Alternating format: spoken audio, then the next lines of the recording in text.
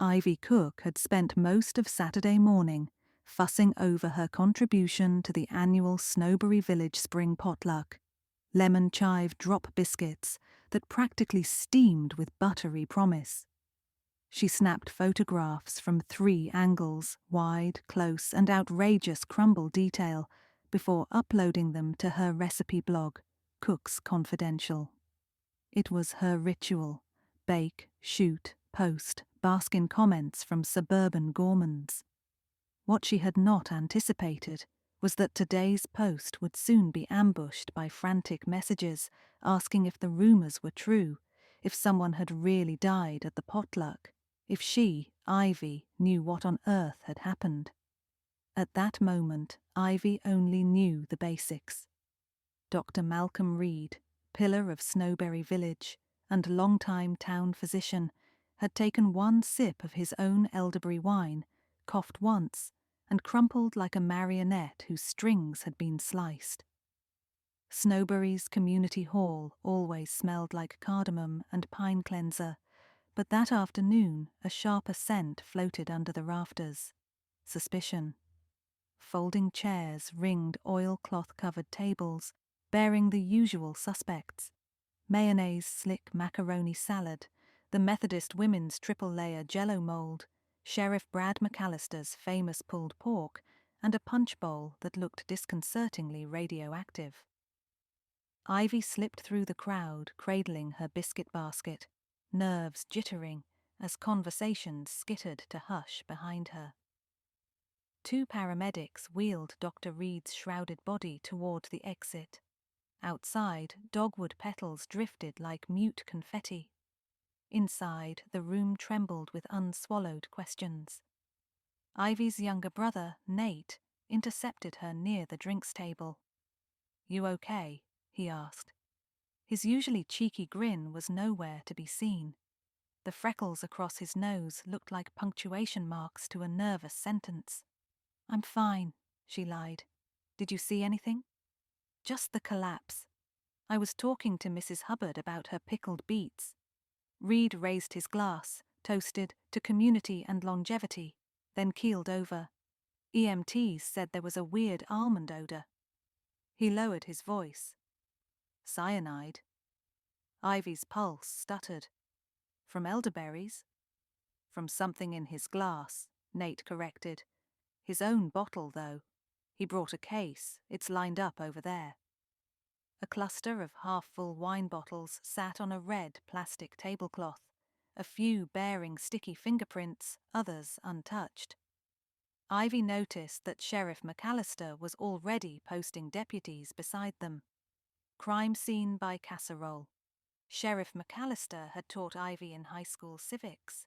Now his salt and pepper hair and soft drawl disguised a mind as methodical as a metronome.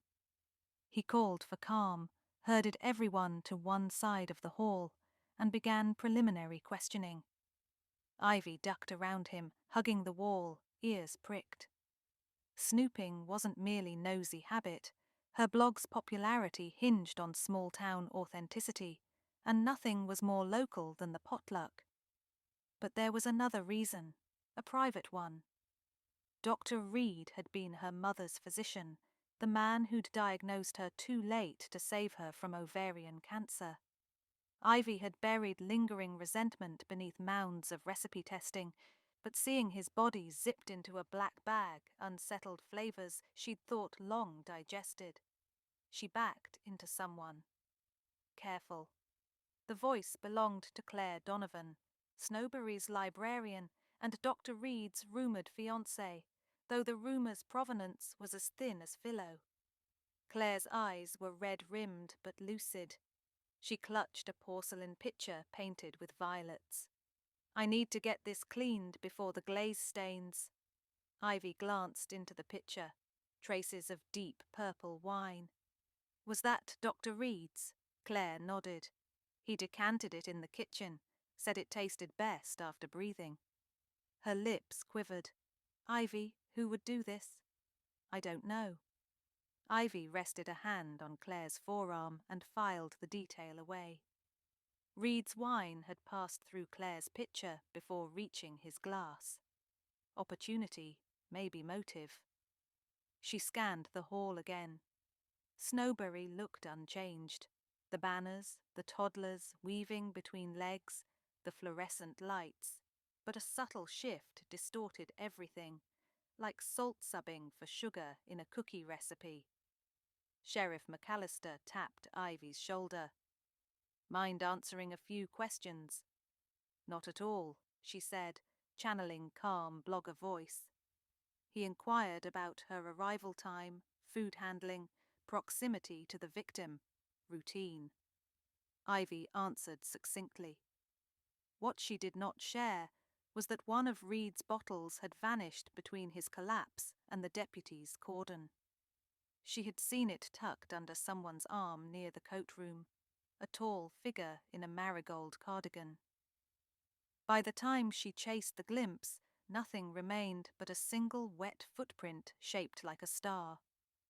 That night, Ivy sat at her kitchen table listening to rain tick the window, rewriting tomorrow's blog post. She shelved the biscuits and instead drafted "Tragedy at the Potluck, What Snowberry is Stirring?" She hesitated. Exploiting a death for clicks felt vile, yet accuracy mattered, and she could funnel readers' anxiety into vigilance, maybe even clues. She pressed publish, comments disabled. Then she opened her mother's worn recipe box, the one Dr. Reed had promised to safeguard during her final stay at the hospital. Ivy never retrieved it. A nurse mailed it after the funeral. She extracted a stained card reading "Elderberry syrup, immune booster." Her mother had sworn by it each winter. The irony pinched. Elderberries, once a healing talisman, now a murder weapon. Sleep eluded her. At dawn, she packed her camera, notebook and biscuits, comfort carbs as investigative rations, and started toward Town Square. Snowberry's Main Street looked like a postcard, brick facades, wrought iron benches, tulips nodding under awnings. Only the knots of hushed locals betrayed turmoil. Ivy ducked into Purgatory Cafe for caffeine. Inside, whispers buzzed louder than the espresso machine. Barista Jade raised a pierced eyebrow. "No latte orders, just gossip, huh?" "Both," Ivy said. "Flat white, extra foam, and whatever you've heard." Jade slid her drink over. "Doc's wine tested positive for cyanide. Sheriff's locking down all containers. Word is, he's interviewing Milo Hastings." The name surprised Ivy. Milo owned Hastings Orchard and Apiary, supplying fruit to half the county, including Reed's elderberries. Ivy thanked Jade and headed for the orchard. Past rows of flowering apple trees, Milo's barn store emitted warm honey smells. Milo stood beside a crate of jars, jaw set. "If you're here to accuse me, get in line," he said before she spoke. "I'm here to understand," Ivy replied. Milo was younger than her by a few years, laconic, with perpetual bee stings souveniring his forearms. "You sold Reed the berries?" "Yep, picked last fall, froze them, quality checked." He slammed a lid onto a honey jar. "Sheriff has my crop reports. There's no way cyanide came from my fruit. Could someone have swapped the bottles after bottling?" "He fermented in his basement. Didn't let anyone near the carboys. Trade secret or some garbage." Milo's scowl softened. "Reed saved my sister Laura's life 3 winters ago, when her appendix ruptured. I'd never hurt him. That didn't mean someone else hadn't used Milo's berries as camouflage." Ivy eyed a bulletin board plastered with Polaroids of local events. Near the edge, a photo caught her attention. Dr. Reed clinking glasses with town councilwoman Edith March at last month's zoning hearing celebration. On the table lay a folder labelled Development Proposal. Ivy snapped a picture with her phone. Next stop, the council building. Edith March, immaculately coiffed in cranberry silk, sat surrounded by blueprints for Snowberry Square, a mixed-use complex slated to replace the derelict mill. Opposition had grown louder as residents feared traffic and lost charm. Dr. Reed, however, had championed the plan during council meetings, citing economic revitalization. Ivy introduced herself. "I know who you are," Edith said briskly. "Your blog gave my almond biscotti 3 stars out of 5. "Forgive me," Ivy said, disarmed. "I was hoping to ask about Dr. Reed." Edith folded manicured hands. "Malcolm was an ally to progress. His death imperils the vote. People will cling to nostalgia even tighter. Fear breeds stagnation." "Some think fear might breed murder," Ivy said. Edith's cheek twitched. Ivy watched closely. "Were you near the drinks table yesterday?" "I poured iced tea exclusively." "Unspiked." Edith dismissed the implication with a wave. "If you'll excuse me, I have a permit meeting." Outside, Ivy reviewed her mental suspects. Claire, the librarian fiancée, Milo, the berry supplier, Edith, the ambitious councilwoman, and an unidentified marigold cardigan thief. She needed a through line, a recipe's worth of motive, means, and moment. She phoned Nate.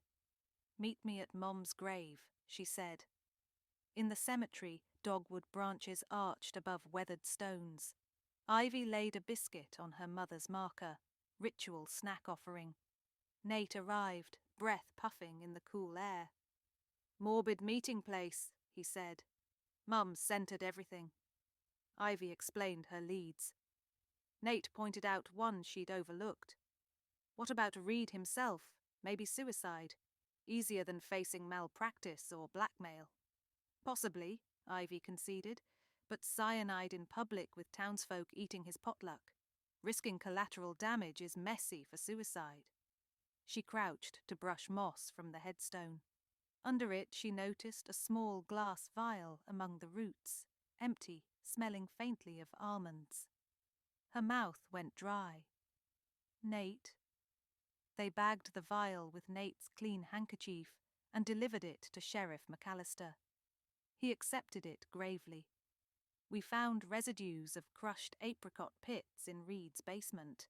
Natural cyanogenic source. But the concentration in his wine was industrial. Someone doctored it after bottling." "Any fingerprints?" Ivy asked. "Gloved, but shoe prints match a high-heeled boot, size 7. That narrow enough for you?" Ivy's brain shuffled possibilities. Claire wore ballet flats. Edith favoured stilettos, size unknown. Ivy thanked the sheriff and left, mind bubbling. Back home she studied Reed's obituary draft, prepared ironically by the man himself for the local paper. She'd obtained a copy from the editor.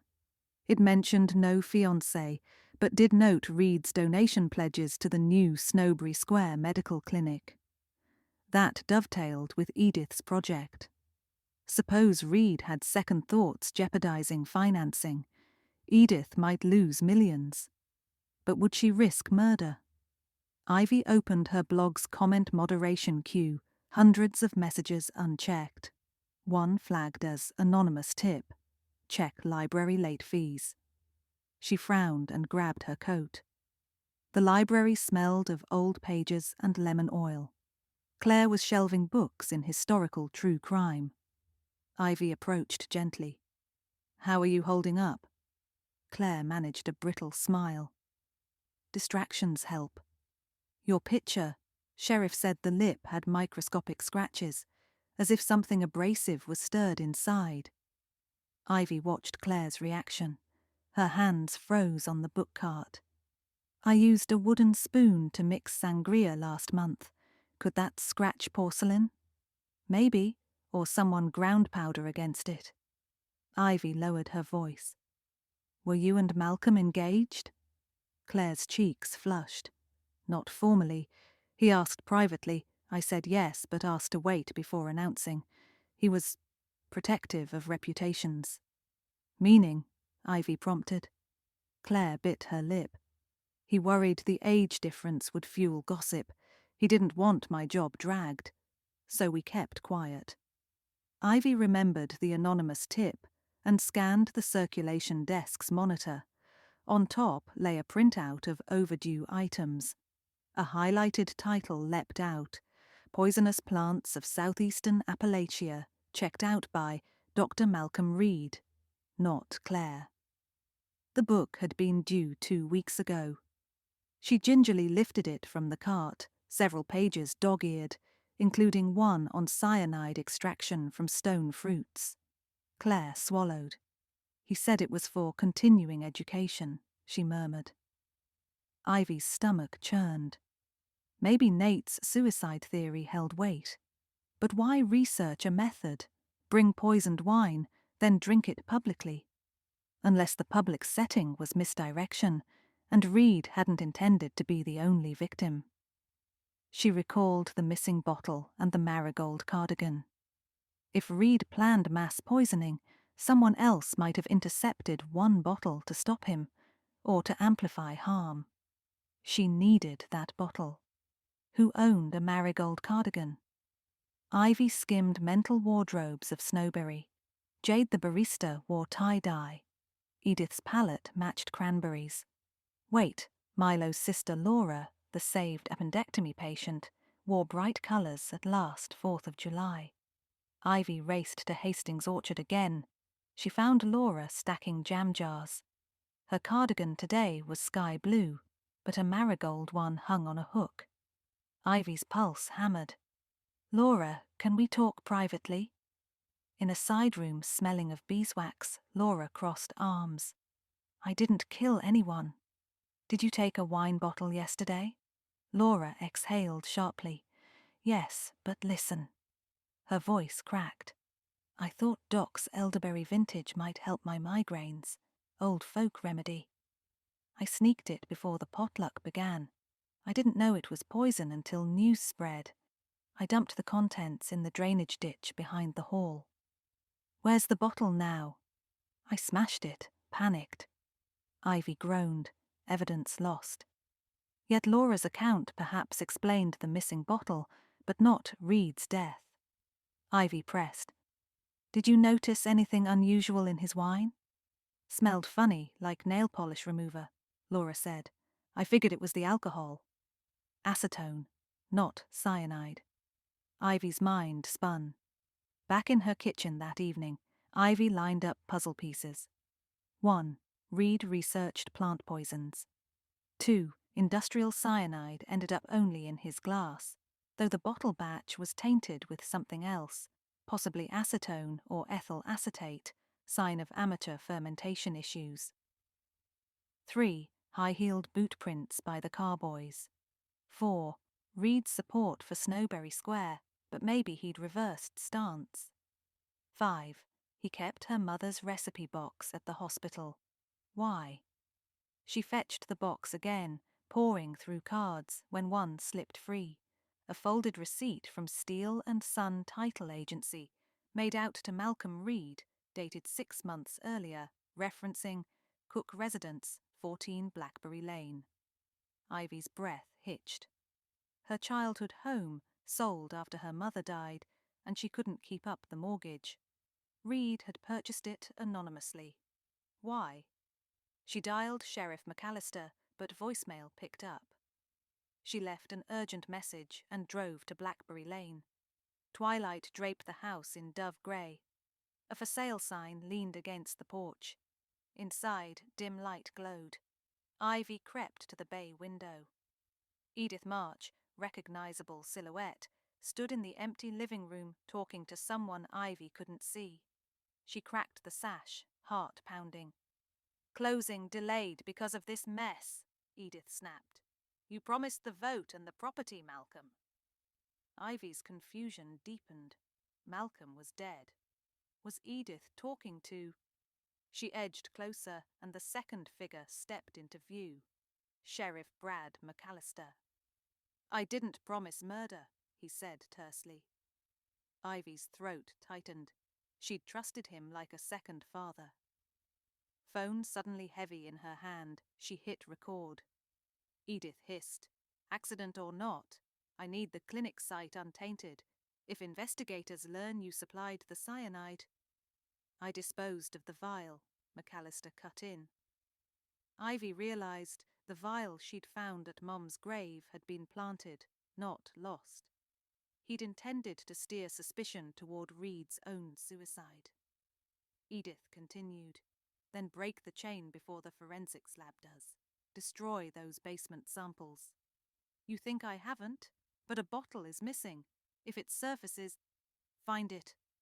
Ivy stepped back, twig cracking. Silence within snapped towards her. She bolted, feet slapping pavement. Who's there? McAllister shouted, boots thudding. Ivy sprinted down Blackberry Lane, ducked behind a cedar, and dialed Nate. Get Milo, Laura, anyone you trust. Sheriff's involved. Meet me at Community Hall's kitchen. 20 minutes. Bring a camera. She looped towards town through back alleys, adrenaline sharp. The hall was dark, save exit signs. She and her ad hoc allies gathered in the industrial kitchen. Nate, Milo, Jade, and Claire. She'd fetched each on the way with cryptic urgency. Ivy relayed the conversation she'd overheard. But why would Sheriff kill Reed? Jade asked. Cover-up gone wrong, Ivy theorized. Reed was about to expose financial fraud tied to Snowberry Square. Sheriff and Edith skimmed developer kickbacks. Reed bought Mum's house at a markup so the project could expand, but maybe guilt pricked him.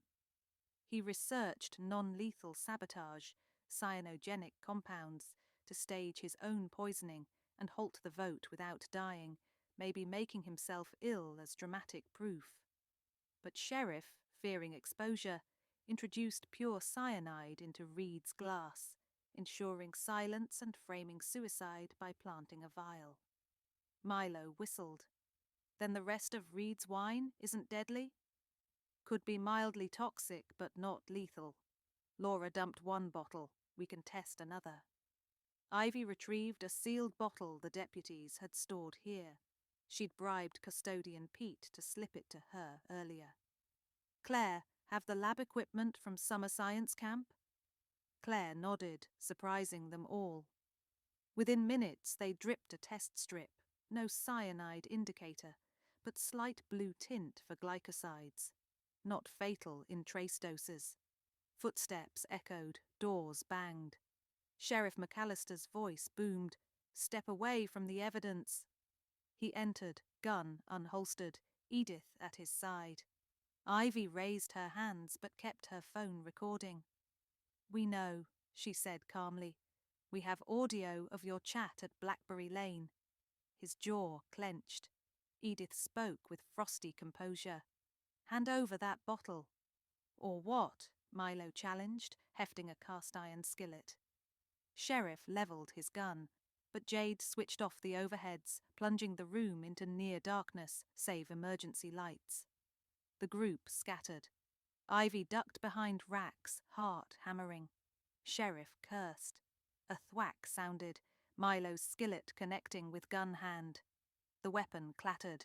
Nate tackled Edith, who shrieked as her stiletto snapped. Ivy snatched the gun and skidded it across the floor. Red-blue lights strobed outside. Distant sirens neared. Ivy had texted Deputy Rosa, one officer she trusted, moments before Jade killed the lights. Deputies stormed in, took Sheriff and Edith into custody, confusion spreading wide. Rosa accepted Ivy's phone and the recorded confession, brow tight with anger and sorrow. Dawn seeped pale through the kitchen windows by the time statements finished. Ivy sat on a crate, exhaustion folded over her. Claire brought coffee. "You avenged him," she said softly. "I uncovered the truth," Ivy corrected. "I don't know if Reed was hero or fool, but Snowberry deserves the facts." Milo joined them, holding a jar of honey. "For your blog." The label read, "Justice Blend." Ivy managed a weary laugh. Outside, birds started their early symphony. Life persisted. She pictured tomorrow's post. Bittersweet lessons from elderberries. She would write about community resilience, about vigilance, and about how a good recipe, like good governance, relies on honesty, balance, and a pinch of courage. She stepped into the parking lot, biscuits now cold, but still comforting in her tote. She broke one, steam long gone, flavor intact, and took a bite. The day tasted of lemon, chive, and the aftermath of secrets finally simmered down to clarity.